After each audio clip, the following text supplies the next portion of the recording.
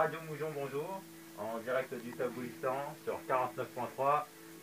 La température de son doigt, parce que là il est occupé, mais normalement 49,3 la température de nos doigts actuellement. voilà, sur vos écrans. Et bientôt sur vos écrans, le monastère psychédélique. J'avais fait une petite explication tout à l'heure. Et ah, j'ai un blanc. T'as un blanc? C'est quoi? C'est un blanc d'œuf? C'est un blanc un blanc d'humain? C'est un blanc de parole. Un blanc de parole. Ouais, un blanc de On préfère que tu aies un blanc de parole plutôt qu'un blanc de poulet. Parce que sur Radio Moujon, on oui, est c'est aussi ça, là, c'est vrai. on est aussi là pour vous dire que... Mais non, mais on a foiré le jingle en fait. Ah ouais. Parce qu'on essaie de créer le jingle sur Radio Moujon et sur 49.3 bien sûr. Non mais là c'est pas, quand tu filmes comme ça, c'est super. Tu te retrouves troublé, même derrière le masque. Ouais, bah oui. C'est parce que derrière c'est... ce masque, il y a une personne. Et d'ailleurs, ce soir, on a retrouvé une invitée sur Radio Moujon. Une personne. Une personne, une personne quelconque, c'est quelqu'une personne ou quelqu'un. Comment être-tu désigné comme quelqu'un ou comme quelqu'une? Comme quelqu'un. Ah, tu vois, déjà, t'as bouletté. Ah. T'as bouletté. J'ai bouletté. Ouais, t'as fait une petite position qui en disant quelqu'un. Tu vois, déjà, enfin. T'as dit Quelqu'une. Alors, tout simplement parce que nous parlions du genre. Cricri, aurais-tu quelque chose à nous dire sur le genre humain? Le genre ne détermine pas la valeur de l'individu au sens de la Constitution. Un citoyen, c'est peut-être une femme, et de toute façon, on peut l'appeler monsieur, puisqu'elle bénéficie des mêmes droits démocratiques que n'importe quel citoyen, mâle ou femelle, voilà. Donc le genre n'est pas déterminant du droit, et en ce titre, je m'attribue le droit à ce qu'on ne me détermine pas de genre, afin de rester un individu, voilà. Bip bip. Bip bip, bip bip. Pas de genre chez les êtres humains. Ce qui prime avant tout, c'est ce qu'il y a dans la boîte. L'important, c'est ce qu'il y a dans la boîte. C'est pas comment la boîte est faite. C'est ça. C'est le joyau, le secret qu'elle recèle à l'intérieur qui est véritablement important. Notre personnalité, notre humanité, plus que notre sexe. Oui, c'est une fâcheuse tendance qu'a la société moderne à attribuer des attributs de valeur, de victoire, de compétence, de force et d'habilité uniquement à certains représentants mâles de l'espèce. Or, les femmes ont prouvé souvent qu'elles avaient des résultats performants, voire plus performants que les messieurs. Alors moi, je m'engage à défendre, bien sûr, l'identité féminine de l'humanité. Et à ce titre, j'encourage mes consoeurs à se faire appeler monsieur, le cas échéant, par ces messieurs. Parce que c'est la même chose, en fait. Nous sommes des messieurs. Regardez-nous comme vous êtes vous. Et nous sommes pareils. Voilà, mettez-vous ça dans le crâne. On est des individus. Nous, les filles aussi. C'est tout. Alors, peut-être pourrions-nous aussi inviter les messieurs à se prendre pour des dames, pourquoi pas?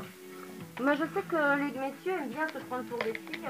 Et je sais que ça fait partie d'une de leurs qualités, c'est d'être parfois beaucoup plus féminin que certaines dames. Et oui, pourquoi pas, ça serait rigolo. Moi, ça ne me choque pas. Personnellement, voilà.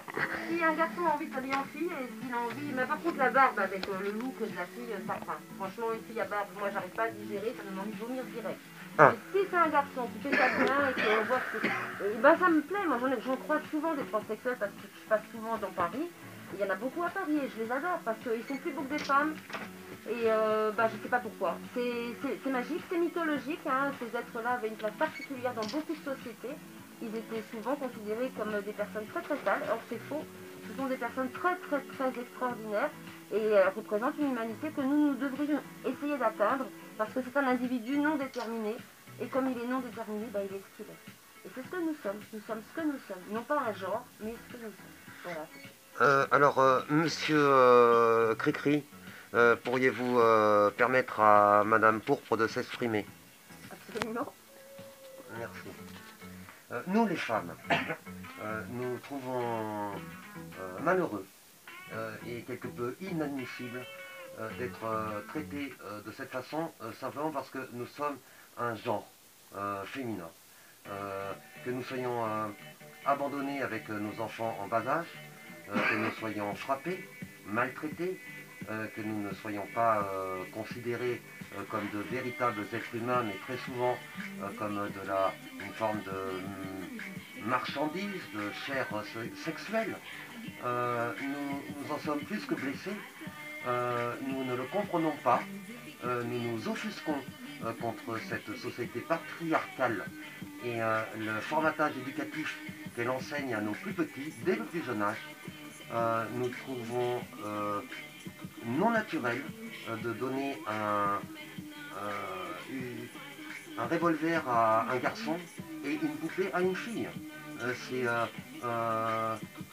amener les enfants à se battre parce que c'est un monde qui n'est pas en paix et dans lequel la guerre est préconisée en permanence.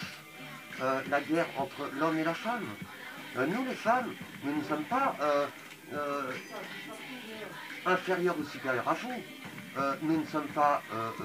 nous sommes différentes. Nous pouvons être bien plus que vous. Nous pouvons être complémentaires, compatibles, complices. Je m'en étouffe, c'est te dire. Non mais c'est pas grave, c'était bien essayé.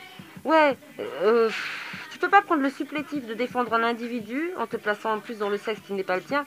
En plus, si tu crois pas à ce que tu défends, parce que si tu étais une femme, tu pourrais pas dire ça. Mais en tant que femme, je peux le faire, puisque je suis en train de le faire.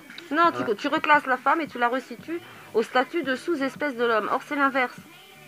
Ce n'est pas une question de sous-espèce, il n'y a pas d'infériorité ou de supériorité au sein d'une même espèce. Il n'y a même pas de complémentarité, et il y a bien une relation indirecte entre le résultat du monde actuel et le fait qu'il ait été dominé par des hommes et non par des femmes.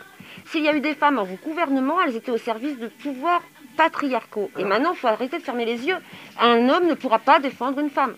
Alors, excusez-moi, monsieur, en tant que femme, je m'offusque de ce que... C'est pour ça que les femmes n'ont pas pu lutter, parce qu'elles ne peuvent pas se défendre.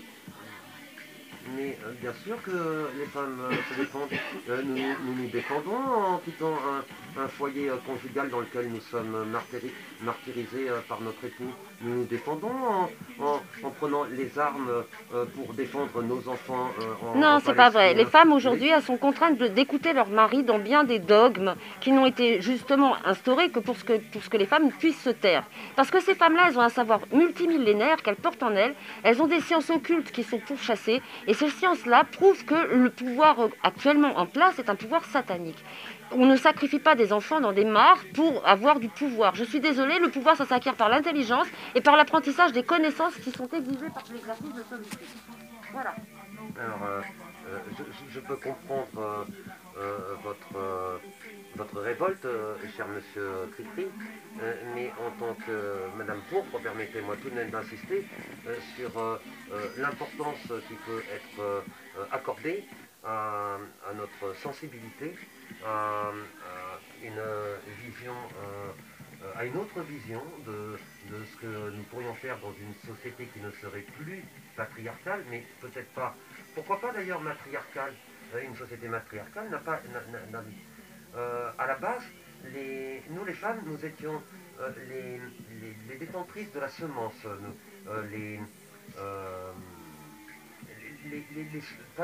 Nous étions en quête de sauvegarde des semences.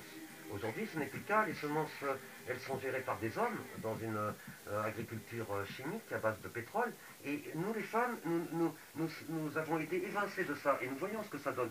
Nous demandons à avoir bien plus, non pas d'importance, mais que nous soyons bien plus écoutés, que nous puissions nous exprimer et que nous nous tenions compte de notre avis. Je pense que les femmes est à demander le droit de l'expression dont elles disposent si naturellement avec leur langue si bien pendue. Pas partout. Voilà. Donc si c'est de plus en plus courant, maintenant les filles prennent la parole, elles savent qu'elles savent parler et elles le font très très bien. Et moi je sais que quand une femme s'exprime, elle s'exprime souvent aussi à mon nom. Parce qu'elle parle de choses entre femmes qu'on connaît, que vous, messieurs, vous ne connaissez absolument pas. Ouais, vous voulez pas vous faire un bisou maintenant et puis faire une petite salsa là bravo, big up. C'était vraiment magnifique. Un big up. Ouais. Big up, cher Belle séquence sur Radio Moujon. Au Taboulistan en direct. 49.3. La température de nos doigts. C'est chaud, chef. Les Golios parlent Togolio. Bon, vous nous faites une petite valse, une petite danse, un petit bisou. Un petit bisou là. Un petit bisou. Allez, Venez, cher monsieur. madame, monsieur. Voilà, Pourpre. Cri-cri. Ah non, ah ouais. Allez, une petite danse. Petit bisou. Allez, allez. Petit bisou. À vous les studios. Vas-y, danse.